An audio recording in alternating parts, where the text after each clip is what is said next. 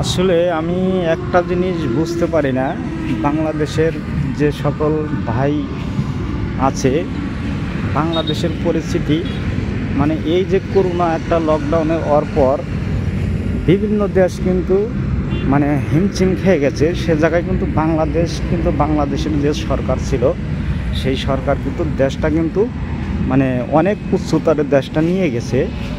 নিয়ে যাওয়ার পরে তারপরে বিভিন্ন রাষ্ট্রে যুদ্ধ হচ্ছে, সে জায়গায় বিভিন্ন রাষ্ট্র হিমশিম খেয়ে যাচ্ছে, কিন্তু সেই জায়গায় দাঁড়িয়ে বাংলাদেশের সরকার সে দেশটা ভালোই নিয়ন্ত্রণ করানো ছিল।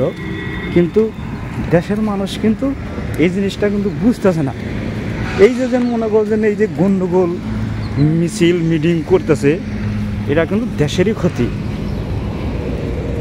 কারণ এই যে লক্ষ লক্ষ মানুষ, কোটি কোটি মানুষ কাজকাম বাদ দিয়া মিছিল করতেছে, একটা মানুষ কিন্তু সারাদিন গেলে পারে সে মিনিমাম কিন্তু 500 টাকা কামাই করবে, কিন্তু সেই কামাইয়ের লাইন থুইয়া কিন্তু দেশে মিছিল করতেছে। এই যে দেশে মানে কোটি কোটি টাকা দিন ঘাটতি হচ্ছে, এই টাকাটা কিন্তু বাংলাদেশের লোকজনেরই কিন্তু বহন করা লাগবে।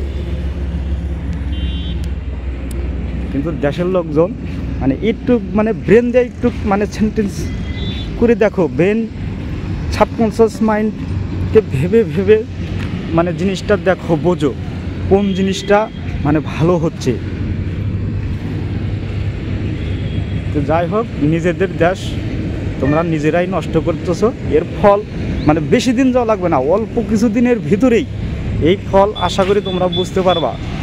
পাকিস্তানের যে পরিস্থিতি, মানে কারেন্ট নেই, পানি নেই, খাদ্য নেই, খাওয়া নেই, মানে রাস্তায় রাস্তায় থালা নিয়ে ঘুরতেছে, ঠিক বাংলাদেশের পরিস্থিতিও মানে ওই সিচুয়েশনের থেকেও বেশি হয়ে যাবে।